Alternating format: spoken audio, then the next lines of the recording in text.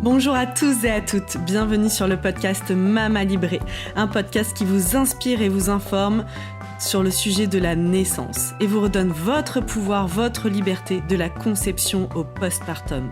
On parlera ici de naissance physiologique, d'allaitement, de conception, de préconception, de préparation à la naissance et bien sûr de postpartum. Si vous aimez ce podcast et que vous souhaitez aller plus loin, suivez-nous sur nos réseaux sociaux et retrouvez-nous sur notre nouveau site mamalibrée.co, un site sur lequel vous retrouverez plein d'informations, de ressources, tout ce dont vous avez besoin pour vivre la maternité qui vous correspond.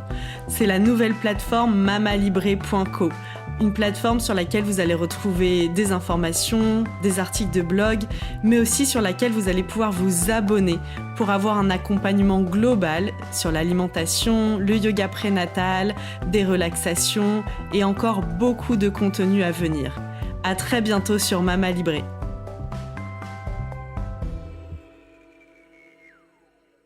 Merci Elisa, je suis ravie de te recevoir derrière le micro aujourd'hui pour Mama Librée. Comme je te disais, j'avais vraiment à cœur de t'entendre sur comment choisir librement et consciemment le lieu où on donne la vie, le lieu où on accouche. Et pour moi, c'est une valeur importante d'avoir la connaissance pour pouvoir après faire son choix éveillé et conscient. Donc voilà, bienvenue dans le podcast Mama Librée. Merci beaucoup pour ton invitation. C'est avec plaisir que pour moi, je peux partager l'expérience que j'ai de sage-femme, d'ostéopathe, que j'ai eue depuis toutes ces années. Et c'est vrai que je pense que ce sujet-là, il est vraiment essentiel aujourd'hui, puisqu'on n'a pas encore assez d'informations pour les couples, pour accueillir les bébés, pour comprendre vraiment la différence de ce qui va se passer entre une structure et une autre. Hein. Donc en fait, l'idée c'est vraiment plutôt d'exposer toutes les possibilités pour que, en fonction du projet de naissance des parents, donc le projet de naissance c'est ce qu'on peut proposer aux parents de faire comme réflexion pendant toute la grossesse, pour qu'ils puissent un peu évaluer leurs besoins, leurs envies par rapport à l'accouchement et par rapport à l'accueil de leur bébé, en termes de pratique, en termes de qualité de soins ou d'éveil différents en fonction des besoins des uns et des autres. Ouais, et puis de connaissance, du coup, c'était l'objectif aussi de cet épisode, vraiment la connaissance du champ des possibles. Il y a plein de choses, quand on connaît pas les protocoles, quand on sait pas, par exemple, qu'est-ce qui va être fait, quelles interventions sont faites de façon protocolaire ou systématique, et sur lesquelles on a un droit de regard quand tout va bien, sur lesquelles... En fait, l'accouchement, ça concerne les parents en premier lieu. Hein. Donc aujourd'hui, on a un peu oublié que finalement, le système de santé est là au service des parents et des bébés. Normalement, ça devrait être l'objectif prioritaire. Aujourd'hui, l'idée, c'est pas de dire qui est mieux que quoi. Non.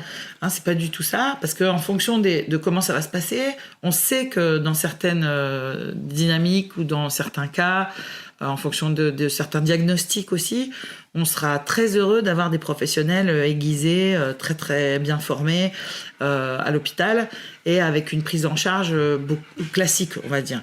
Après, on sait aujourd'hui que le fait de pouvoir améliorer sur le plan humain nos pratiques, ça va nous aider aussi sur le plan chiffres et qualité de soins, ce qu'on recherche tous, quels que soient les endroits où on pratique. Et pour ce faire-là, aujourd'hui, c'est-à-dire que c'est comme si on était arrivé à un certain niveau de médicalisation et que pour améliorer encore la qualité des soins, notre seul objectif, ça va être d'améliorer le plan humain. En fait, ce qu'on a un peu oublié finalement. Au service d'une technique, finalement, on a mis trop en avant de la scène la technique, maintenant la maîtrise, il faut juste réintégrer l'humain pour rééquilibrer. C'est ça. Et c'est pas du tout une bataille, en fait. Non, on est bien d'accord que la sécurité, c'est essentiel, que pas faire n'importe quoi avec les bébés, les parents, c'est important. Mais par contre, moi, ce que j'ai pu voir au fil de mon travail, c'est que vraiment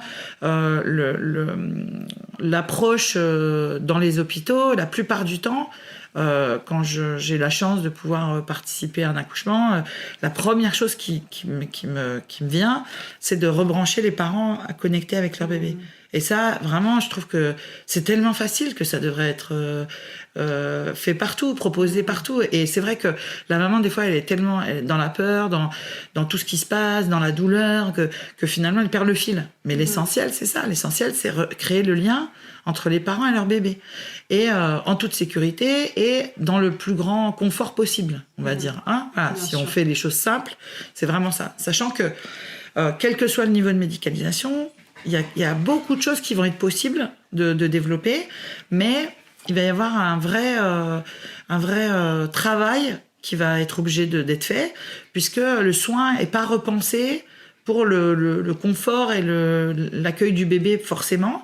C'est repensé autour de l'urgence, le confort de l'organisation du personnel de santé. Oui. Parfois l'évitement aussi, un peu principe de précaution plus face à certains... Oui, puis disons que comme les parents sont dans la peur, que le médico-légal aujourd'hui ça a beaucoup d'emprise, on se retrouve avec des professionnels de santé qui vont être dans une difficulté de prendre en charge la peur des patients. Et c'est vrai que on se focalise souvent sur la douleur, mais la réalité de l'accouchement, finalement, c'est la peur, c'est gérer la peur, qu'on retrouve sur le plan biochimique. Puisque finalement, quand tu regardes les capteurs, les récepteurs, c'est les récepteurs d'adrénaline qui sont les mêmes que les récepteurs d'ocytocine, l'hormone de l'amour et de l'attachement, et des contractions. Et donc, si on a gavé d'adrénaline partout, en fait, ça laisse pas de place à l'amour et à l'ocytocine. Et donc, je pense que repenser le service de soins au service de justement des parents et de la naissance physiologique, ce serait vraiment un impact fort sur tout le système de santé. Parce que en fait, finalement, si on privilégiait et qu'on faisait beaucoup de prévention pour améliorer la physiologie, je pense que même en termes de santé publique, ce serait vraiment quelque chose d'intéressant pour tout le monde en fait, à tous les niveaux. Tout le monde en bénéficierait d'une façon ou d'une autre. C'est ça. Et aujourd'hui, en effet, tu parles de cette notion de la physiologie et de l'endorphine qu'on sécrète naturellement pendant une naissance, qui fait que finalement, ces vagues de contractions, elles deviennent supportables quand elles augmentent...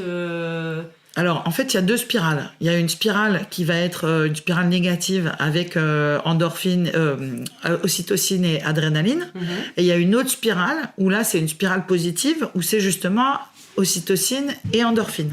Et donc, en fonction de l'état émotionnel de la patiente, elle va basculer dans l'adrénaline ou dans les endorphines. Notamment la gestion, le stress. La peur fait partie. C'est un stress, ça. Finalement. En fait, l'adrénaline, c'est la peur.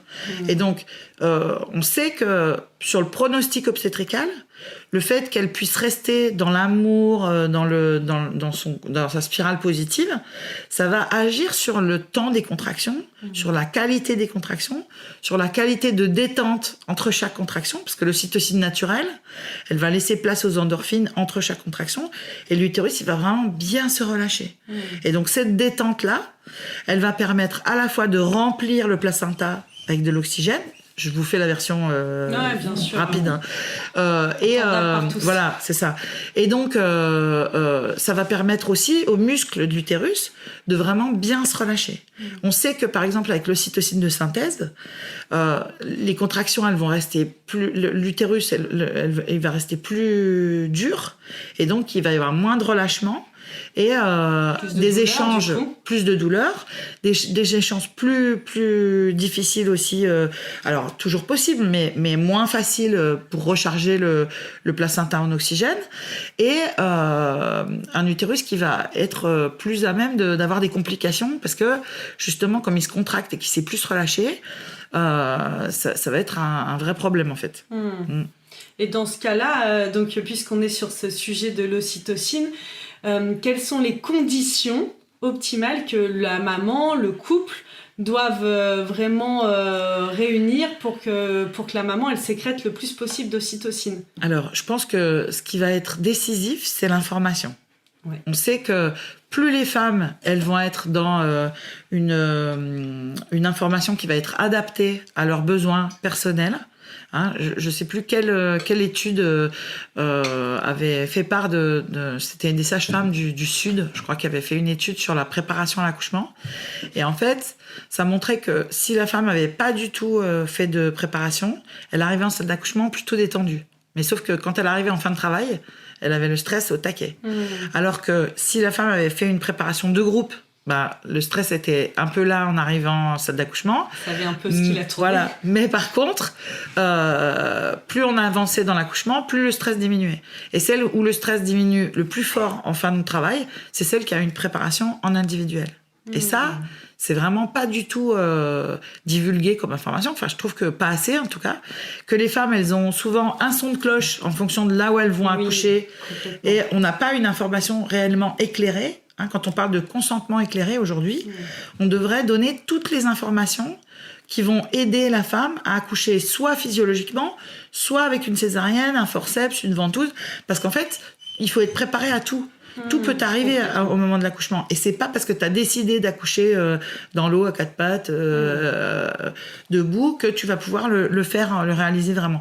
Mais par contre, quand tu as fait une préparation et que tu sais que tu peux avoir une césarienne, tu sais que tu peux avoir un forceps et que tu fais tout pour accoucher physiologiquement, soit tu accouches physiologiquement et tu es super contente, soit tu as fait tout ce que tu pouvais pour accoucher physiologiquement, ça n'a pas marché et tu es très contente d'avoir ta césarienne.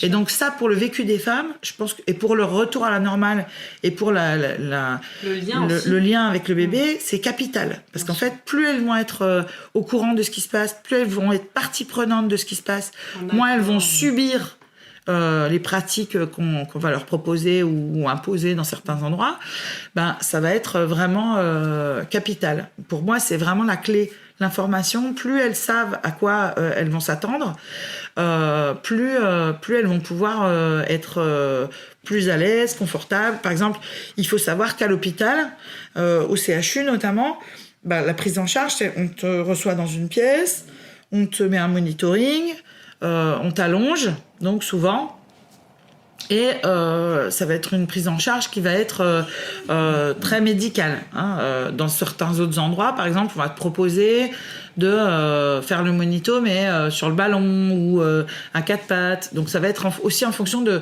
ce que la femme elle a besoin. Si c'est une danseuse, par exemple, qui peut pas s'arrêter de bouger dans sa journée, si on la cloue sur un lit, c'est pas comme ça qu'elle va être confortable dans son corps.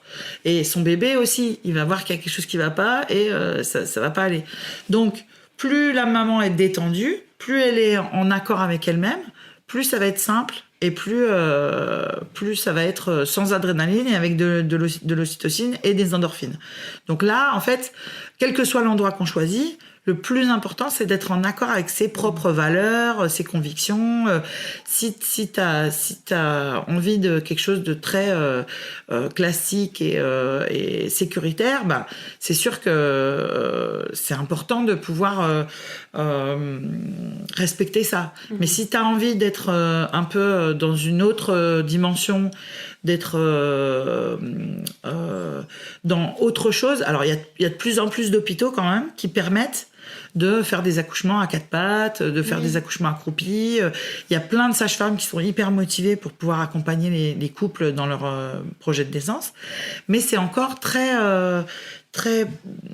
pas assez répandu et connu. Voilà. Il y a des maternités qu'on appelle les amis des bébés. Ouais, alors le label Amis des bébés, c'est vrai que c'est intéressant, mais disons que c'est toujours pareil. Le problème de tous les centres où on met en place des protocoles, c'est que en fait, ça reste des protocoles. Et c'est difficile le protocole d'individualiser. Et en fait, plus la femme, elle va pouvoir choisir avec le personnel de santé ce qui va être la meilleure option à l'instant T, plus ça va être vivant et efficace à mon sens. Ouais, impératif voilà, aussi. Parce qu'en fait, plus les parents vont être partie prenante, plus le bébé va se sentir soutenu, plus il va être inclus dans le travail et moins il y aura de problème. C'est vrai que si la femme elle a l'impression de donner son corps à la science, ça va pas être une bonne option. Et clairement, des retours qu'on a des patientes en cabinet d'ostéopathie, par exemple, où moi, c'est très orienté périnatalité, mais ça n'empêche que j'ai encore trop d'accouchements qui se passent dans la douleur ou dans la position ne serait-ce que juste la position d'accouchement, les pratiques, les pieds dans les allongés, la perte des os, la rupture de la poche des os plutôt. Il y a plein de femmes qui disent ah bon mais j'aurais pu j'ai mon mot à dire sur la rupture de la poche des os. En fait oui, si on te dit pas que la rupture de la poche des os elle doit être faite s'il y a un problème avec le bébé au niveau du rythme cardiaque fœtal ou si on a une stagnation de la dilatation. En gros, pour activer le travail, si on voit que plutôt que de faire une césarienne, c'est vrai que c'est mieux de faire la rupture de la poche des os. Mais si tu es à 3 cm de dilatation du col de l'utérus et que tu as des contractions qui sont normales et que on te dit voilà madame je vais vous percer la poche des os, je suis pas sûre que ce soit vraiment respecté le projet de naissance physiologique par exemple. Et justement c'est quoi il y a aussi cette notion de c'est quoi une naissance physiologique, tu vois, parfois on dit naissance naturelle, physiologique. Alors naturelle c'est quoi, j'ai accouché par voie basse. Voilà, alors disons que la maman et le bébé soient vivants, c'est pas suffisant pour moi pour être physiologique. C'est vrai que des fois on entend dire ça. Tout le monde est en vie. Voilà, tout le monde est vivant, super, vraiment. La maman a un petit trauma, le bébé. Non mais c'est vrai qu'on voit souvent ça en consultation d'ostéo. La maman elle te dit ah ça s'est super bien passé. Et en fait, tu la regardes debout de dos, elle a une épisiotomie, tu vois les points tellement c'est une cuissectomie. Le bébé, il a eu un forceps, il a une plagiocéphalie et il dort toujours sur le même côté et ça fait 3 mois et tu te dis, la maman elle est toujours en train de s'asseoir sur une bouée. Donc c'est vrai que tout le monde a envie. Mais tout le monde mais elle dit j'ai très bien accouché. Alors pour moi c'est pas suffisant que ce soit clair. C'est pas entendable. C'est pas. Après je critique pas ni le forceps ni la césarienne. On est bien d'accord. Mais je dis voilà, une fois qu'on en est là, bien sûr qu'il faut faire quelque chose, qu'il faut avancer, qu'il faut faire tout. Mais c'est à considérer, que c'est pas quelque chose qui est vraiment. Ouais. Et donc, c'est clair que le fait de pouvoir accéder à ce genre de pratique, c'est essentiel. C'est-à-dire la physiologie, pour moi, c'est vraiment respecter le processus individuel de chacun, avec des grands axes de sécurité et de prise en charge et de bienveillance. Mais c'est clair que le fait de respecter le désir des parents, déjà là, c'est difficile. Je vois certaines de mes collègues sages-femmes, elles disent oui, mais Elisa, les parents qui viennent avec un projet de naissance où tu as l'impression qu'il faut pas que tu fasses ton travail, pas d'épisio, pas de ci, pas de là, c'est hyper violent en fait pour nous. Alors oui, c'est sûr que les professionnels de santé, c'est désagréable quand tu as une femme qui vient et qui te dit je veux pas ci, je veux pas ça. Sachant qu'en plus, au final, ça va peut-être se passer complètement différemment. Mais c'est-à-dire que des fois, elle arrive en salle d'accouchement en disant je veux pas la péri, puis finalement, en fait, on peut même pas lui poser parce qu'elle est déjà à dilatation complète et que le bébé, il est en train de sortir. Donc mais je pense qu'on prend pas assez en compte ce que traverse la femme en termes d'émotionnel, et que ça c'est très peu envisagé par les professionnels. C'est sûr que la femme enceinte elle est un peu entre guillemets bipolaire pendant la grossesse. Son infrastructure cérébrale elle est totalement en remaniement et il y a de la neurogénèse qui se fait dans tous les sens et donc elle n'a pas un cerveau qui fonctionne, elle n'a pas un émotionnel qui fonctionne comme il faut et il va falloir prendre ça en compte aussi par les professionnels de santé. Donc pour ça, c'est sûr que c'est important d'avoir un vrai travail de groupe, de cohésion et un vrai souci de respect. Bien sûr que les parents, quand ils font un projet de naissance, ils sont pas contre le professionnel de santé. Les parents, quand ils font un projet de naissance, ils sont juste dans leur désir à eux. Et c'est ça qu'on a du mal à recentrer, en fait. Ce qui est difficile, c'est exactement ce que tu disais tout à l'heure. Il y a comme une confrontation entre le désir des parents et le corps médical, comme si ça devait s'affronter. Voilà. Et ça un peu, tu vois, il y a ça fait un peu bras de fer. Oui, c'est ça. Alors que ça pas du tout. Pas du tout. Pas être du comme tout. ça. Ça devrait être un travail d'équipe Voilà. et d'entraide, de solidarité. Et du coup, c'est sûr que il y a vraiment besoin d'un gros travail. Mais il y a des CHU par exemple qui arrivent à intégrer beaucoup la prise en charge humaine, le consentement, tout ça. Mais c'est vrai que on voit que déjà c'est compliqué de parler de consentement, même encore à l'heure actuelle. Hein. Et donc, comment fonctionnent les équipes, comment fonctionnent les structures.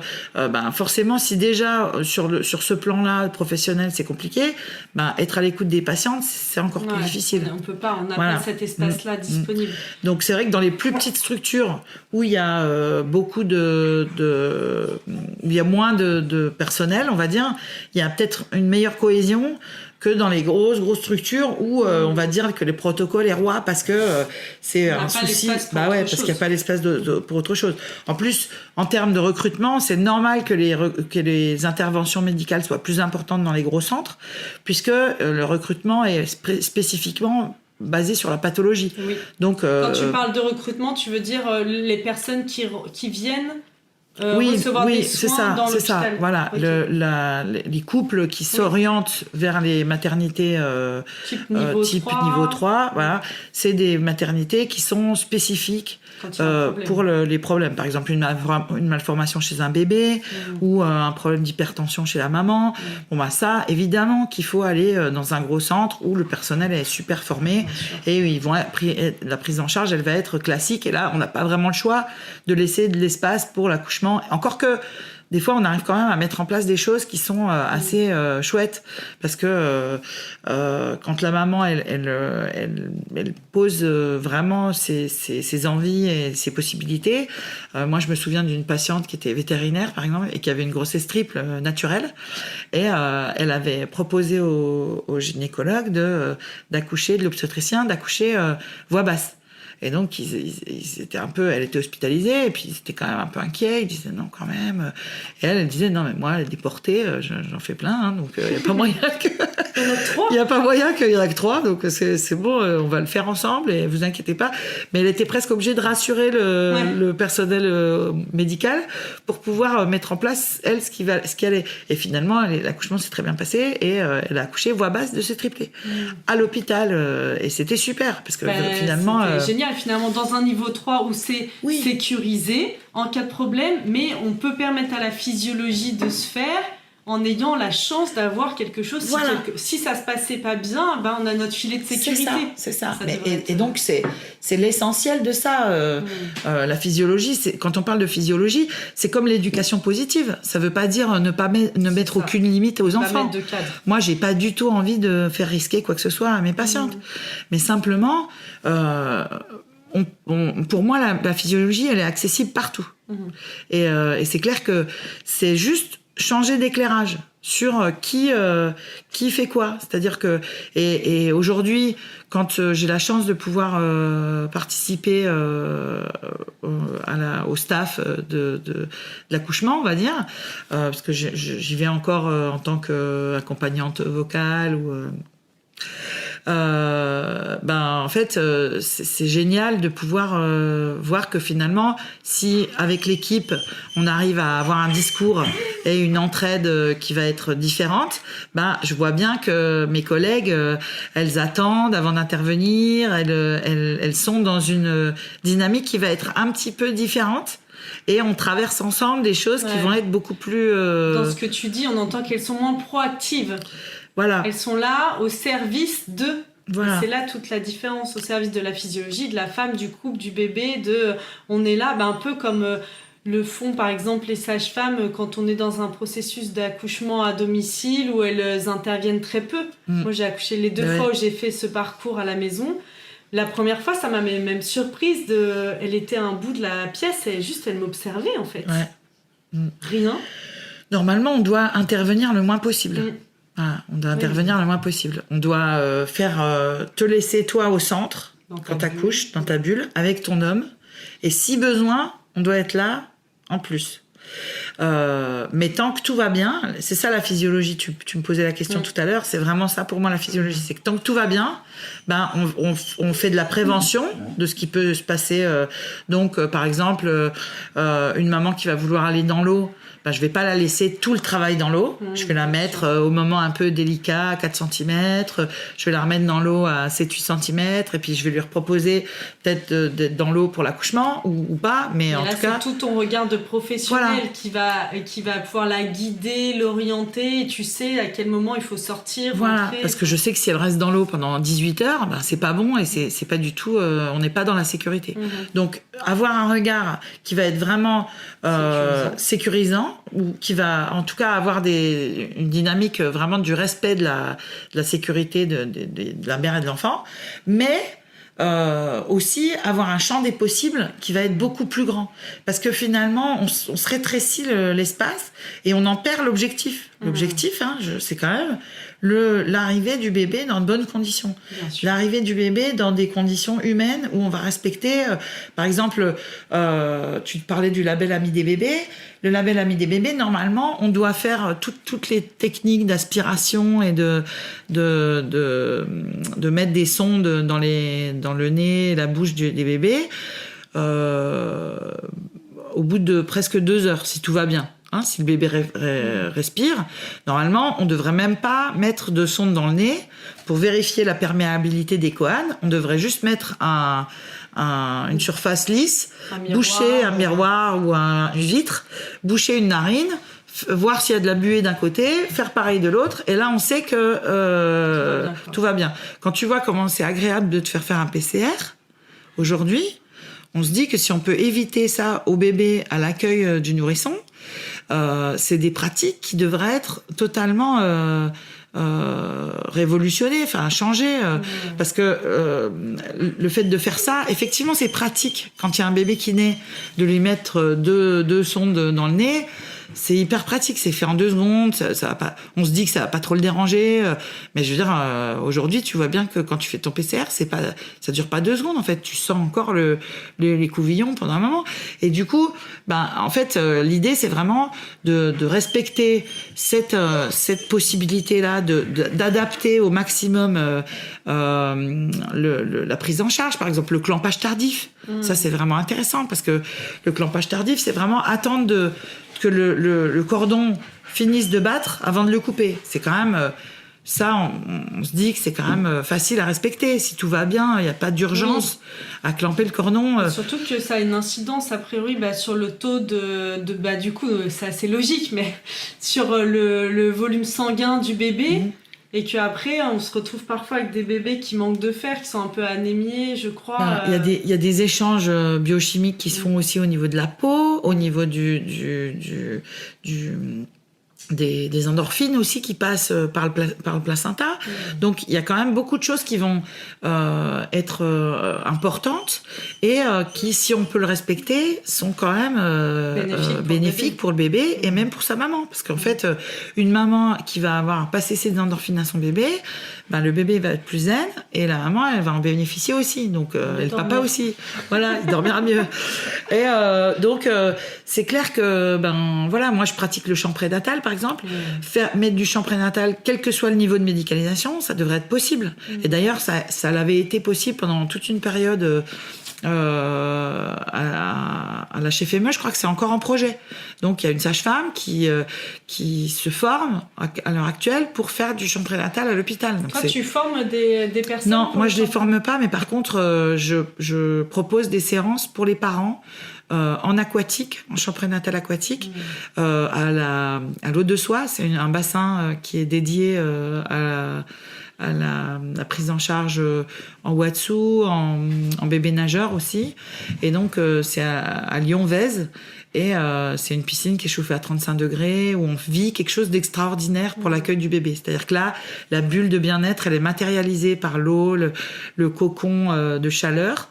Et avec le couple, on va vivre 2h30, parce qu'on dit sur le site, c'est marqué à 1h30, mais en fait, c'est 2h30, 3 heures de séance le soir, aux bougies, où on vit un partage d'émotions, de qualité de présence, qui va permettre aussi aux parents d'avoir de se remplir d'énergie et de confiance pour qu'il puisse traverser la tempête de l'accouchement. Parce que vraiment, je pense que le fait de sentir la présence du bébé aussi fort, de sentir la présence de son homme, d'être dans l'eau et de pouvoir être vraiment que dans ça, ça va permettre à la femme de réaliser qu'elle a les capacités de faire. Et puis de réaliser aussi, ça peut paraître, mais quand c'est ton premier, de réaliser ce qui va un peu se passer. Oui.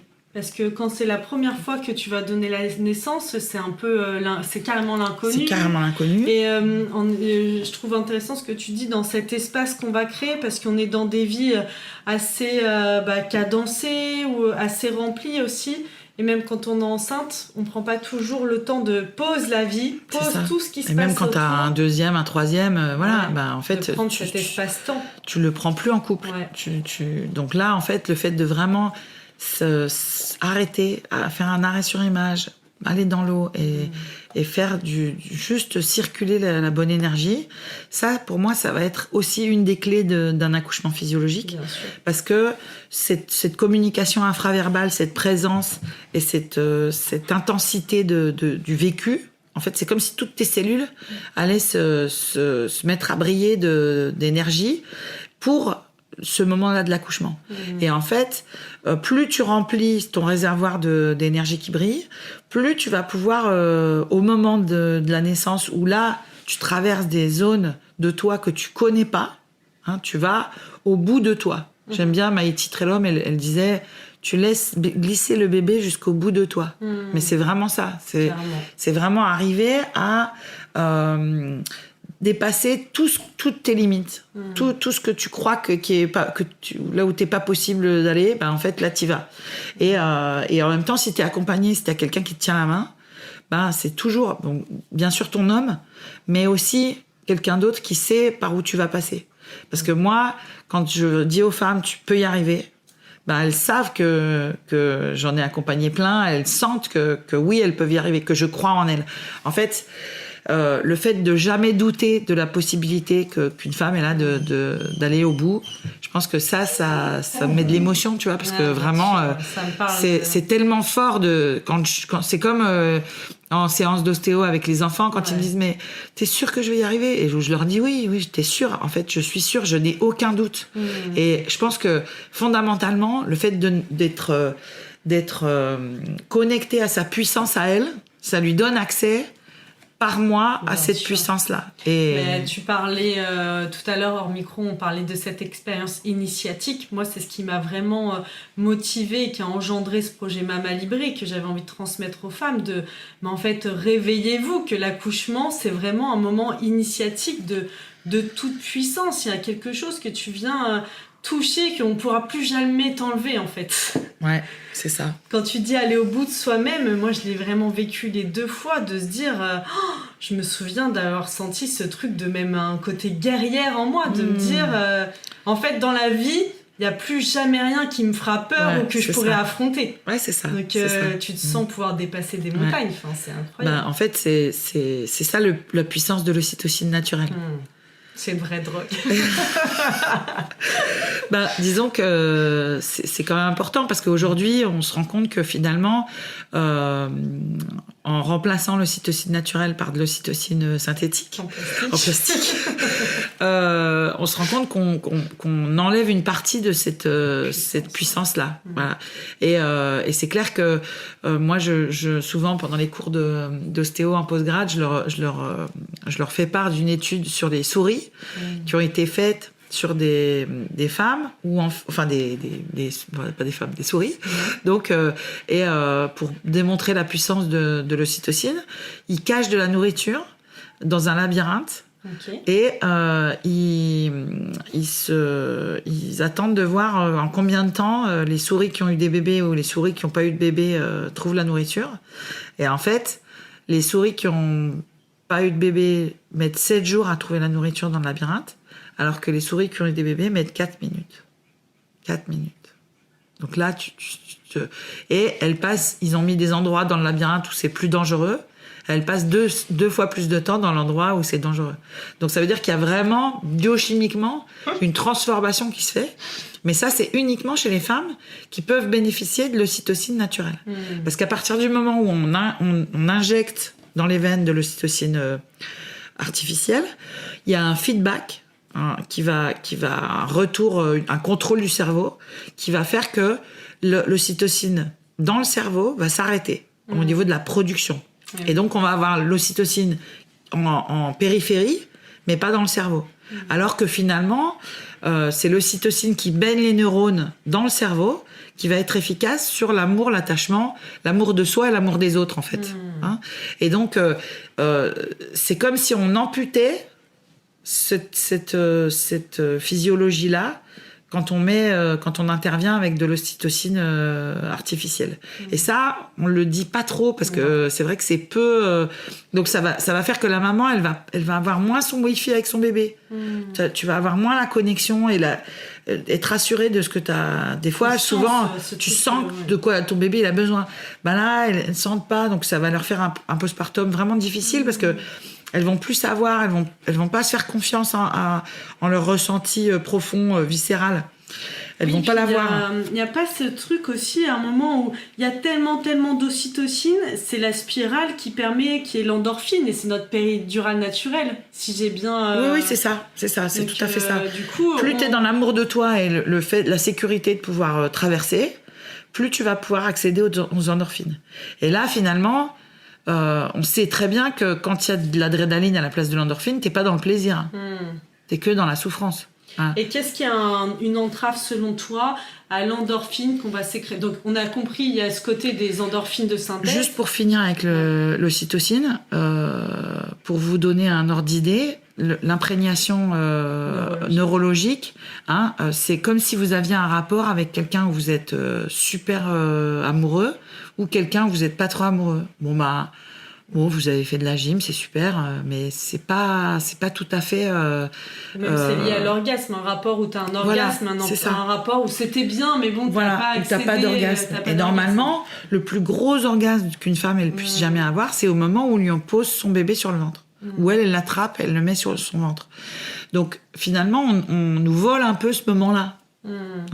D'ailleurs, mais bon, on va peut-être... Mais moi, j'ai eu pas mal de témoignages de femmes qui ont accouché physiologiquement qui disent qu'après, dans leur sexualité, c'est encore beaucoup plus puissant. Oui, c'est clair. Comme un bonus, tu sais. Bon, allez, t'as bien accouché. Et en fait, ce qu'on pourrait envisager, par exemple, pour éviter le passage... Alors, il y a un gros travail qui est fait aussi en ce moment sur l'ocytocine de synthèse pour ne pas... dans les structures pour ne pas l'utiliser en systématique. D'accord. Sachant que il y a un palliatif qui serait vraiment tellement facile à utiliser, c'est par exemple si finalement on est obligé de poser une péridurale, au lieu d'avoir l'injection d'ocytocine de synthèse, il pourrait s'agir de faire le massage aréolaire, tout simplement. Si la femme elle se stimule les bouts de sein 5-10 minutes toutes les heures ou toutes les demi-heures, ça suffirait à relancer la synthèse endogène d'ocytocine, la synthèse intracrânienne, et du coup, il n'y aurait pas besoin d'injecter de l'ocytocine en plus, qui va donc faire des contractions plus douloureuses, plus fortes, et où la femme, elle va être plus en difficulté. Mais j'entends complètement ce que tu dis, et moi je me dis, moi j'étais dans mon salon, tranquillement, je me sentais dans l'intimité, tu vois, je me serais sentie à l'aise de faire ça, mais est-ce que dans une salle d'hôpital...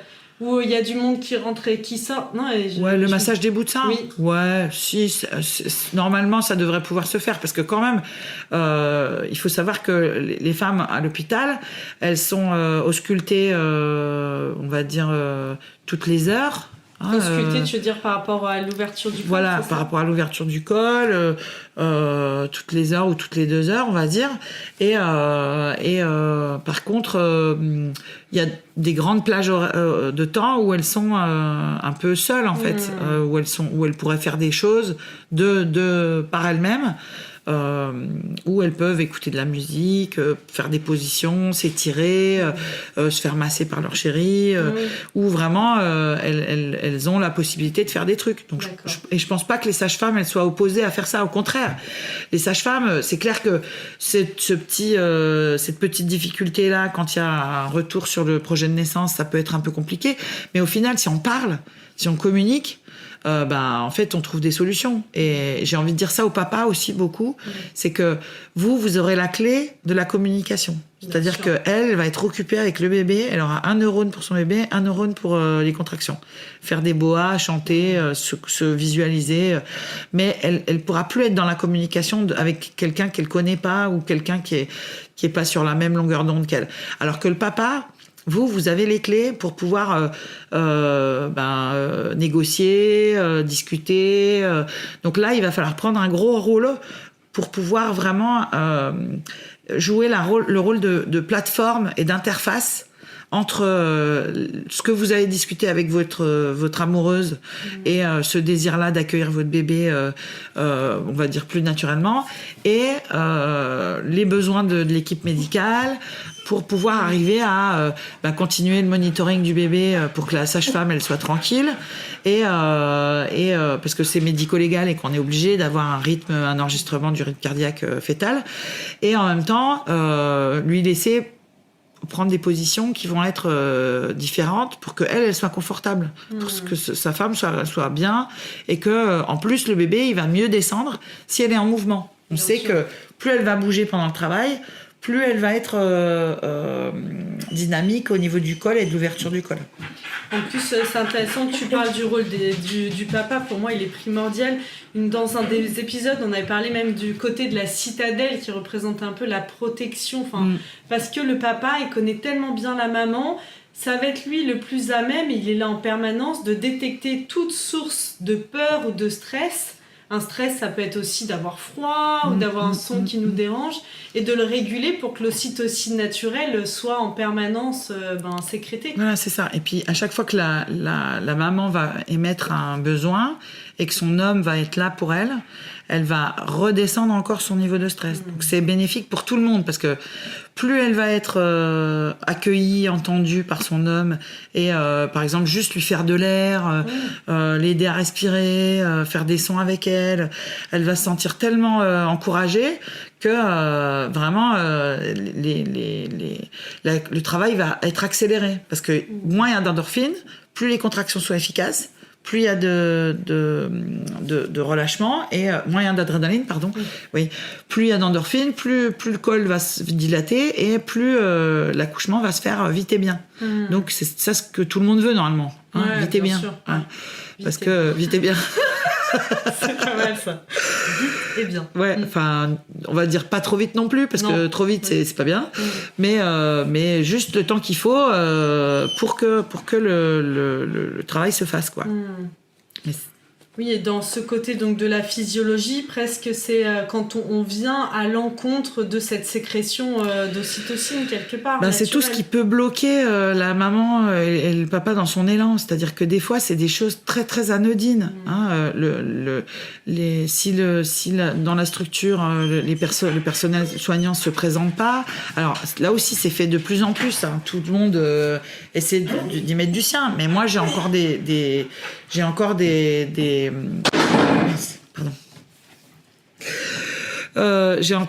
retours où les parents me disent que il y a des gens qui sont rentrés dans les salles d'accouchement sans leur parler, par exemple. Donc sans se présenter, sans dire qui je suis. Je vais m'occuper du bébé, je vais m'occuper de ça. Je viens juste regarder s'il y a du matériel. Enfin, juste expliquer ce qu'ils font, en fait. Et en fait, on est tellement dans notre quotidien et nos besoins, notre petite routine de travail, que finalement on oublie des fois l'espace sacré qui est le lieu d'une salle de naissance. C'est ça, c'est ça. Et en fait, pour certaines femmes, ça va pas faire grand-chose parce qu'elles vont être dans leur bulle et elles pourraient avoir quoi que ce soit autour d'elles, ça changerait pas. Par contre, il y en a plein pour qui une une infime indiscrétion ou maladresse, ou ça va les fermer comme une huître, et derrière, pour l'accouchement, c'est contre-productif totalement. Donc, ça va être vraiment important aujourd'hui de faire cet effort-là pour que la femme, elle puisse se sentir vraiment accueillie dans toutes ses dimensions, dans toutes ses différences. Et finalement, on parle d'inclusion. Hein. Complètement, oui. De ce qu'on voit en ce moment aujourd'hui sur comment est-ce que moi, j'ai envie de voir ma vie, de voir l'accueil du bébé.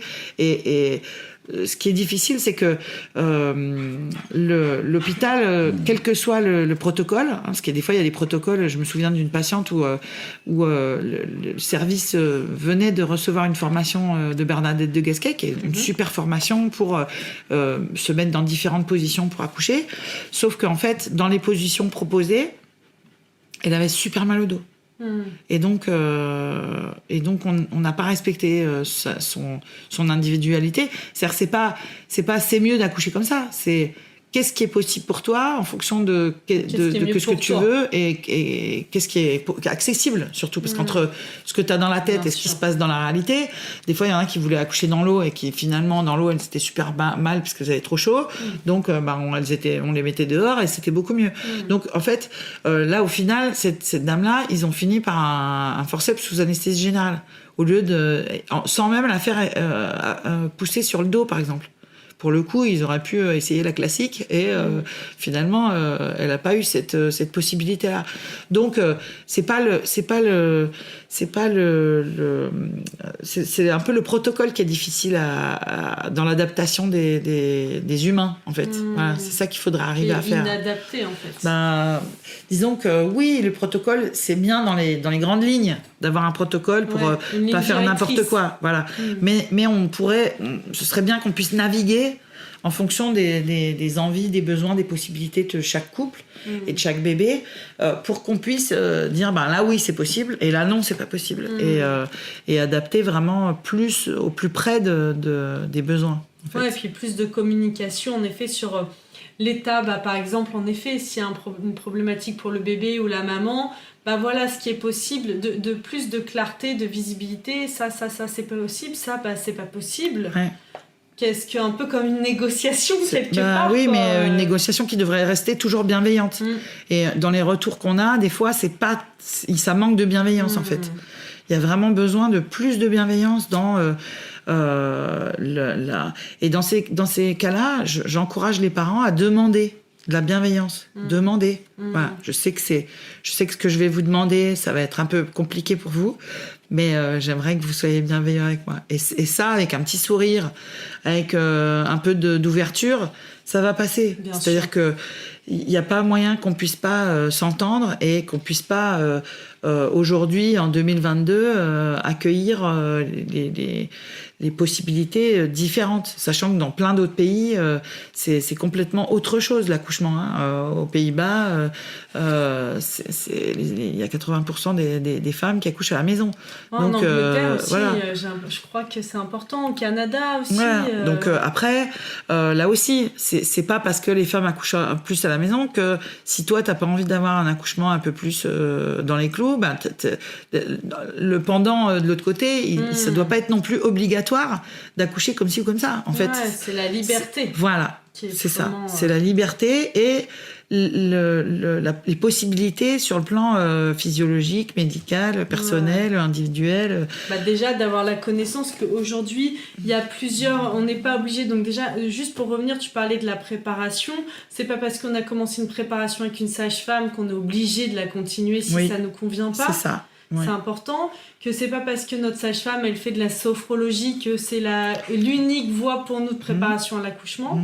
C'est important aussi dans notre préparation et ça, j'ai l'impression que on nous propose du yoga prénatal, de la sophrologie, de l'autonomie, tout ça c'est bien, mais la première préparation qui devrait être indispensable, c'est déjà comme une formation à la physiologie de la naissance.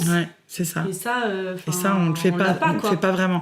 Alors, on va considérer que les femmes, elles sont pas vraiment concernées par la physiologie. Mais en fait, si tu veux, on considère des fois que c'est le professionnel de santé qui va savoir ce que c'est, qui va te guider. Mais en fait, finalement, c'est pas fait. Donc, c'est pour ça que moi, je dis aux parents de se préparer et d'avoir le pack autonomie totale pour qu'ils puissent vraiment se diriger vers ce qui va leur convenir le mieux. Ouais, puis la connaissance de sa physiologie, c'est la connaissance de soi, c'est les clés, enfin, c'est hyper... j'ai envie de rajouter aussi que quand on voit qu'il y a des peurs qui s'éveillent pendant la grossesse ou qu'il y a des choses qui se répètent dans la famille, il faut pas hésiter à faire aussi un vrai travail sur soi, de base, pour pouvoir vraiment se libérer de ses croyances, parce que des fois on a des croyances familiales, tout le monde a une césarienne, tout le monde a des forceps, moi j'y arriverai pas, je suis trop petite, je suis trop grande, donc déjà ça va être important. Et puis comme tu dis, le fait de savoir ne serait-ce que rester en mouvement, rester debout, ça va améliorer la gravité, la traction du bébé vers le bas, et ça va potentialiser l'effet des contractions. Le fait de faire des sons graves, ça va potentialiser aussi la production d'endorphines naturelles et amener l'ouverture du col. Parce que la bouche, on avait vraiment cette notion aussi de la bouche qui est reliée la bouche du haut, la bouche du bas. Il faut savoir que c'est la même origine embryonnaire et que du coup, il y a des réflexes. Par exemple, si vous voulez tester les connexions entre la bouche du haut et la bouche du bas, c'est très facile. Derrière votre écouteur, vous pourrez le faire. Vous serrez très fort votre périnée, c'est-à-dire comme si vous reteniez de faire pipi, ou comme si vous serriez au niveau du vagin, ou comme si vous reteniez un gaz. Vous serrez très fort ces 3 diaphragmes et vous essayez de bâiller. Allez-y, vas-y, essayez de bâiller. T'as vu, c'est pourri.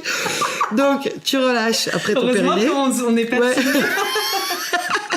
Donc, après, on relâche son périnée, on essaye de bâiller, et là, on sent que tout s'ouvre à l'intérieur de soi et que c'est beaucoup plus facile. C'est physiologiquement beaucoup plus facile. Et à l'envers, c'est comme ça que ça fonctionne aussi. Si tu essayes de fermer ta bouche et de pousser en bloquant l'air, comme on propose à l'intégralité des femmes qui accouchent, en fait, au niveau du périnée, ça va être beaucoup plus compliqué. Donc, c'est pas physiologique. Après, des fois, si la femme, elle sent pas, si elle est pas dans une bonne position, on va quand même être amené à faire pousser en bloquant, parce que c'est plus efficace. Effectivement, c'est plus efficace. Mais on devrait pas faire ça. Il n'y avait pas un livre d'ailleurs, Stop au poussé, j'avais vu un truc comme ça, voilà, arrêtez de pousser, faut pas pousser. C'est le super documentaire de Nina Marr. Ah oui.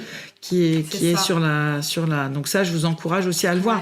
Ça, c'est vraiment très important de pouvoir s'informer sur les différentes possibilités, parce que en fait, quand tu commences ta grossesse, tu peux très bien n'avoir aucune idée sur tes envies finalement, parce que tu sais pas les possibilités. Et puis tu vois, tu parlais de la physiologie. Moi, par exemple, j'ai trouvé ça déjà pour ma culture personnelle hyper intéressant. Et aussi dans le déroulé de ce qui pouvait de la naissance, du travail, tu vois, de savoir les différentes étapes, ça m'a guidée. Et quand j'ai traversé ce moment, tu vois, qu'on appelle de la désespérance, je me souviens d'avoir vécu un moment où je me disais non mais là la désespérance, c'est vraiment, t'as l'impression que tu vas pas y arriver en fait, alors que t'es à la fin. Et pour mon premier, je me souviens que la sage-femme m'avait glissé à l'oreille, tu te souviens, on en a parlé, c'est la désespérance.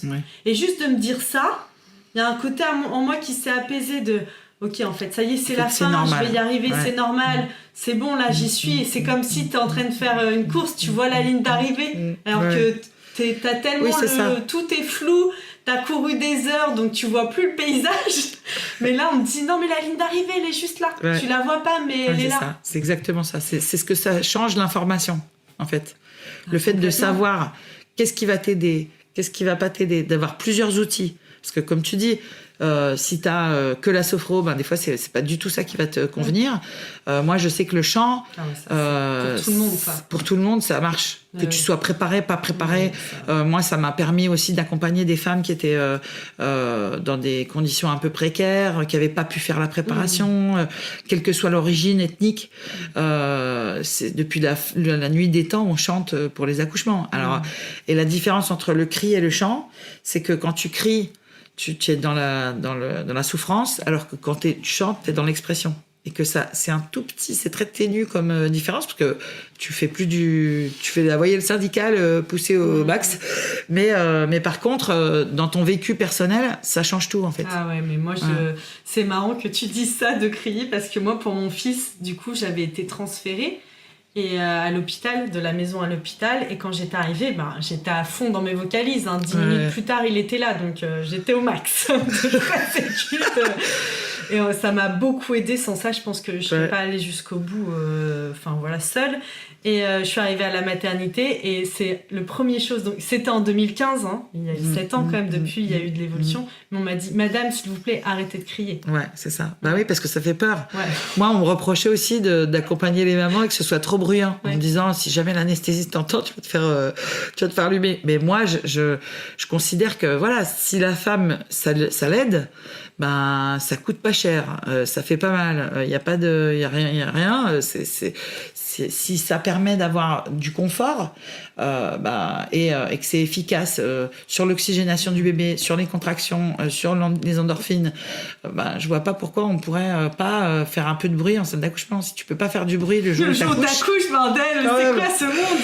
Et donc il y a vraiment cette notion de, je trouve que tu utilises avec le surf.